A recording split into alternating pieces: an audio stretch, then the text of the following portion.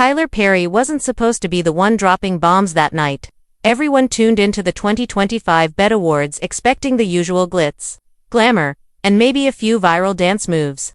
But what nobody saw coming was Hollywood's soft-spoken mogul, the same guy who literally saved Meghan Markle and Prince Harry when they fled the royal family, grabbing that mic and essentially ending her career with one devastating speech. His words weren't delivered with venom or drama. They were quiet, calculated, and absolutely lethal. And by the time he walked off that stage, Meghan's carefully constructed empire was already crumbling.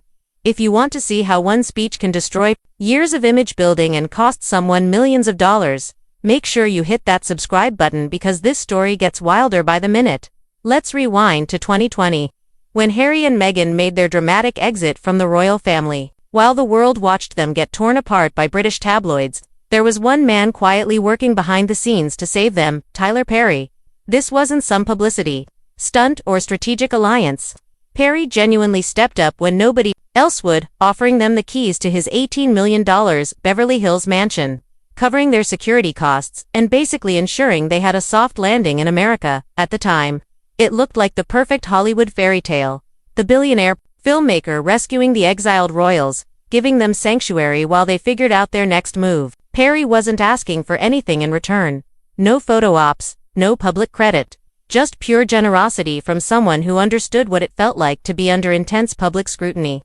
But what we didn't know was how quickly that generous gesture would turn into what Perry now describes as the most emotionally draining relationship of his life.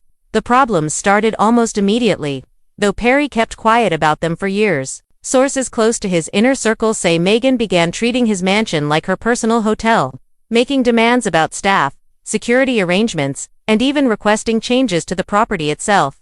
What was supposed to be a temporary favor stretched into months, with no clear end date and no discussion about boundaries. Perry, being the gentleman he is, never said a word publicly, but privately, friends say he was starting to feel used. The breaking point wasn't dramatic. It was a gradual realization that this wasn't friendship, it was extraction. Meghan had found someone willing to give without asking questions, and she was going to milk that situation for everything it was worth. Perry's team began noticing a pattern. Every conversation somehow ended with Meghan needing something: access, connections, financial support, or publicity assistance. The reciprocal part of friendship, the part where you give back, simply never materialized. While the public saw heartwarming stories about Perry's generosity, the reality inside that Beverly Hills compound was becoming increasingly tense. Multiple sources from Perry's staff have since revealed that Meghan's behavior during her stay was nothing short of entitled. She allegedly treated the mansion's employees like her personal servants, making unreasonable demands and showing zero appreciation for the extraordinary circumstances of her situation. One particularly telling incident involved Meghan requesting that Perry fire and replace his longtime housekeeper because she didn't like the way the woman arranged flowers. This wasn't about incompetence or inappropriate behavior, it was purely about control. Perry refused, and that decision apparently caused weeks of tension. Staff members reported feeling caught in the middle, with Meghan making comments about the service quality while Perry tried to maintain peace. The security situation became another source of friction. Perry was already covering massive costs for round-the-clock protection, but Meghan kept pushing for upgrades and additional personnel. When Perry's security team suggested more cost-effective solutions, Meghan allegedly responded by questioning their competence and demanding Perry hire more expensive alternatives. Every suggestion felt like an order. Every conversation turned into a negotiation where only one side was expected to compromise. Friends close to Perry say the final straw during the mansion period was when Meghan began inviting her own guests and planning events without consulting him first. His private sanctuary, the place where he went to escape Hollywood pressures, had essentially been turned into Meghan's personal entertainment venue. Perry found himself feeling like a stranger in his own home, watching someone else control his space and his staff. That's when he knew the arrangement had to end, though he was still too polite to make it dramatic. The incident that finally broke their friendship happened in early 2024, and it perfectly encapsulates everything wrong with how Meghan approached relationships. She called Perry out of the blue with what she described as a simple favor. She needed access to his private jet for a last-minute trip. No discussion about costs, logistics, or scheduling conflicts. Just an expectation that his resources were available whenever she needed them. Perry, who had already been feeling used for years, politely declined. It wasn't about the money. The man owns a studio empire worth hundreds of millions. It was about the principle. He had reached his limit with being treated like a personal ATM rather than a friend. But Meghan's response to that no revealed everything about her true character. According to multiple sources, she absolutely lost it. The phone call turned into a screaming match, with Meghan accusing Perry of abandoning her family and being fake about his support.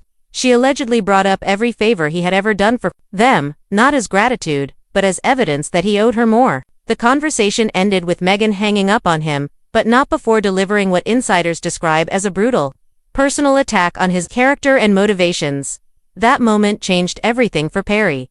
He realized he hadn't been helping friends. He had been enabling someone who saw kindness as weakness and generosity as obligation. The woman he had rescued and protected was now trying to emotionally manipulate him. For refusing one request after years of saying yes to everything, Perry's team says that's when he made the decision to start distancing himself, though he still wasn't ready to go public with the truth. But Meghan wasn't done. Over the following months, she continued reaching out through mutual contacts, trying to repair the relationship, but only when she needed something. There were no apologies for the private jet incident, no acknowledgement of how she had treated his generosity. Just more requests wrapped in fake reconciliation attempts. Perry finally understood that some people don't change, they just find new ways to take advantage. While Perry was dealing with his personal Meghan situation, something interesting was happening across Hollywood. The entertainment industry runs on relationships and reputation, and whispers about Meghan's behavior had been circulating for months. Producers, agents, and executives were quietly sharing stories about difficult experiences working with her team. The pattern was always the same: excessive demands, zero flexibility, and a complete lack of appreciation for the collaborative nature of the business. One senior Netflix executive, speaking on condition of anonymity, revealed that working with Meghan's production company felt more like hostage negotiation than creative partnership. Every script note became a battle. Every budget discussion turned into accusations of not believing in her vision. The executive described it as exhausting, saying that even successful projects felt like failures. Because of how draining the process had become, the whisper network extended beyond production issues. Multiple publicists had quietly stopped working with Meghan after what they described as impossible client behavior. She allegedly demanded they plant specific stories in media outlets, control which journalists had access to her, and even influence coverage of other celebrities she saw as competition. When publicists explained that's not how ethical PR works, they were fired and replaced with teams willing to play dirty. Casting directors shared their own horror stories about Meghan's attempts to influence projects she wasn't even involved in. There were reports of her team calling to suggest actors for roles, not based on talent but on whether those actors had publicly supported her. The entertainment industry, which prides itself on meritocracy despite its flaws, was watching someone try to turn Hollywood into her personal political machine. What made these whispers particularly damaging was their consistency. This wasn't gossip or jealousy, it was professional concern from people who had actually worked with her. And when Tyler Perry, someone known for his integrity and quiet professionalism, finally decided to speak out, all those whispered conversations suddenly felt validated. The 2025 BE. Some folks borrow blessings like they're owed, he said, but never return the favor. The camera didn't pan to anyone specific, but the internet immediately knew who he meant. What made the speech so powerful wasn't anger or drama. It was Perry's quiet disappointment. Here was a man known for his generosity and faith, admitting that someone had taken advantage of his kindness to the point where he felt compelled to speak publicly. The audience in the building was stunned into silence, but social media exploded immediately. Within minutes, #TylerPerryTruth was trending worldwide. The timing couldn't have been worse for Meghan. She and Harry had just started shopping a new documentary project about power and freedom, using their royal experience as the hook. But after Perry's speech, potential investors started having serious second thoughts. If someone as respected as Tyler Perry was publicly calling out her behavior, what did that say about working with her? The speech didn't just damage Meghan's reputation, it gave permission for others to speak their truth. Perry had broken the unspoken Hollywood rule about keeping private business private. And his reasoning was clear. When someone weaponizes your kindness, staying silent becomes complicity. The floodgates were about to open. The fallout from Perry's speech was swift and brutal. By the next morning, phone calls were happening across Hollywood as executives, producers, and investors tried to figure out how to distance themselves from Meghan-related projects. The entertainment industry moves fast when reputation is involved. And Meghan's name had suddenly become radioactive. A producer who had been attached to Meghan and Harry's latest Netflix pitch reportedly withdrew support just hours after the BET Awards aired. The project, which had been in development for months, was essentially dead by sunrise. Another investor who had already attended multiple planning meetings sent a blunt message to the team. "I don't want to be involved in something that feels this toxic." This wasn't about the content quality, it was about the people behind it. Netflix, which had signed the Sussexes to a multi-year deal worth reportedly $100 million, suddenly found itself in an awkward position. While they couldn't immediately cancel existing contracts, sources inside the company revealed that all future projects were being put under intense scrutiny. The streaming giant, which prides itself on progressive content and inclusive storytelling, was now worried about being associated with someone whose behavior contradicted those values. The ripple effects extended beyond direct business relationships. Meghan's talent agency started fielding calls from other clients expressing concern about being represented by the same team. Awards show producers quietly removed her name from presenter consideration lists. Even charity organizations began reconsidering partnerships, worried about the reputational risk of association. What made the industry response so devastating was its speed and unanimity. Hollywood is notoriously tribal and political, with different factions supporting different celebrities. But Tyler Perry's reputation was so sterling that his words carried weight across all industry circles: liberal producers and conservative executives, streaming platforms and traditional studios. Everyone was taking notes and adjusting their Meghan strategies accordingly. Back at Archwell headquarters, Meghan's team was in full crisis mode. Within 48 hours of Perry's speech, they had crafted a comprehensive damage control strategy that would have impressed even the most cynical PR professionals. The plan was simple: paint Perry as bitter and out of touch while positioning Meghan as the victim of yet another unfair attack. They reached out to major media outlets offering exclusive interviews, behind-the-scenes footage, and even floated the idea of a podcast series specifically addressing the Perry situation. The pitch was that Perry had misunderstood Meghan's intentions and was now unfairly weaponizing their private friendship for public attention. They suggested he was jealous of her success and influence, unable to handle her independence and strong opinions. But the media response was lukewarm at best. Journalists who had previously been eager to publish Meghan-friendly content were suddenly asking harder questions and requesting additional sources. The same reporters who once accepted her team's narratives without question were now fact-checking claims and seeking comment from Perry's representatives. The shift was noticeable and immediate. The harder Meghan's team pushed, the more desperate they appeared. They began offering increasingly exclusive access, private family photos, personal documents, even recordings of phone calls with royal family members. But instead of generating sympathy, these offers raised red flags about invasion of privacy and potentially illegal recording practices. Media outlets that might have been interested in the story started backing away from the ethical complications. Social media became another battleground, with Meghan's team allegedly coordinating campaigns to flood Tyler Perry-related posts with negative comments and counternarratives, but the internet had already made up its mind. Perry's reputation for authenticity and quiet professionalism made him a more credible source than Meghan's increasingly frantic PR machine. Every defensive move just generated more speculation about what exactly they were trying to hide. Perry's speech had done something unprecedented. It gave other people permission to tell their own Meghan stories.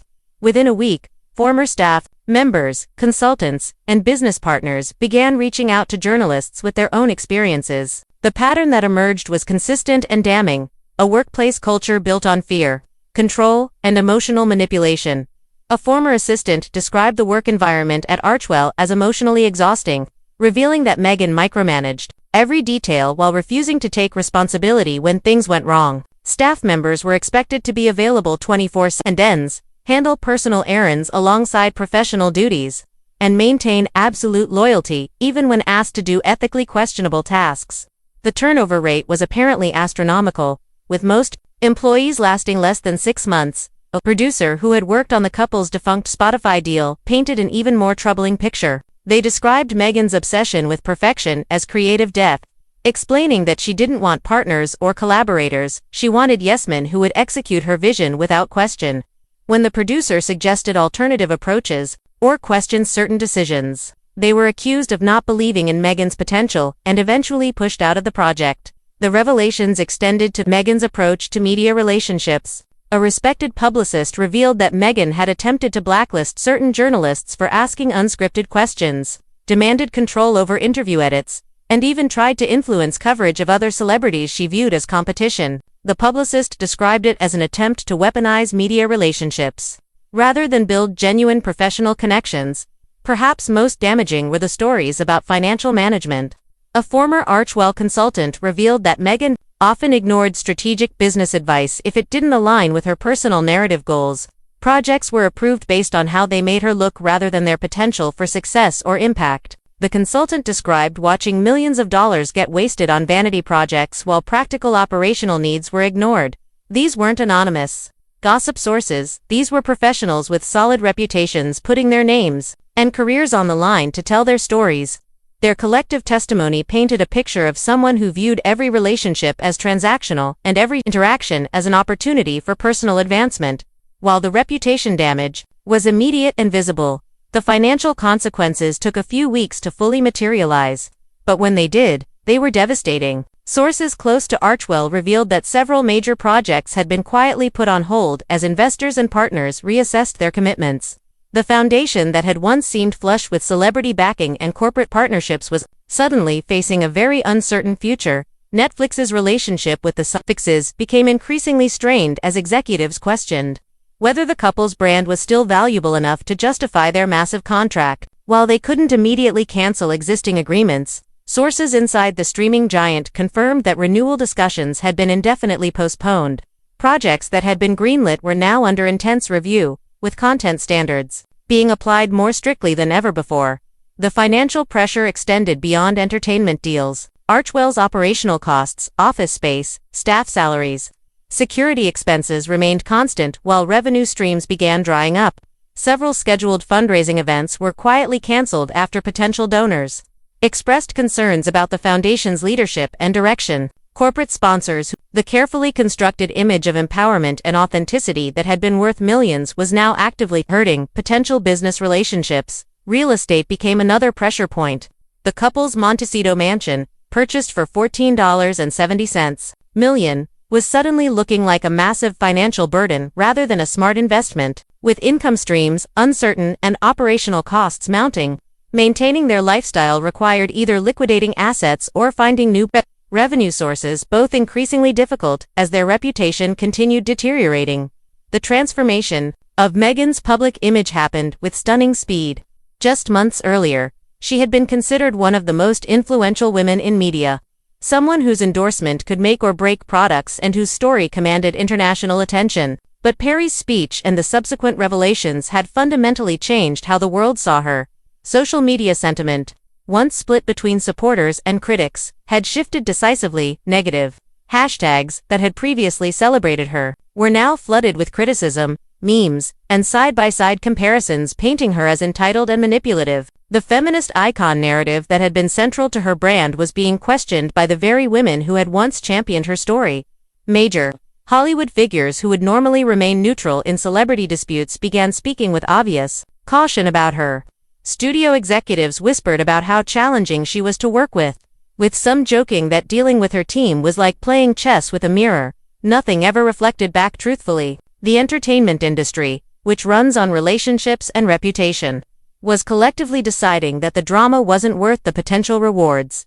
Even longtime supporters began distancing themselves. Oprah's circle, once considered closely aligned with Meghan, went conspicuously silent following Perry's revelations. Sources suggested there hadn't been friendly contact between the camps for months, and when the controversy exploded, there was no defense forthcoming from Oprah's team, just strategic silence and careful distance. The polling numbers told the story in stark terms. Support for the Sussexes in the United States had plummeted by over 30% in the year following Perry's speech. In the UK, where they were already viewed skeptically by many, the additional revelations about Meghan's behavior had cemented negative perceptions across all demographic groups.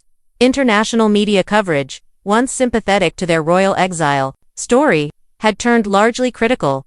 What made the situation particularly devastating for Meghan was how complete the reversal had been. This wasn't a temporary scandal that could be weathered with good PR and time.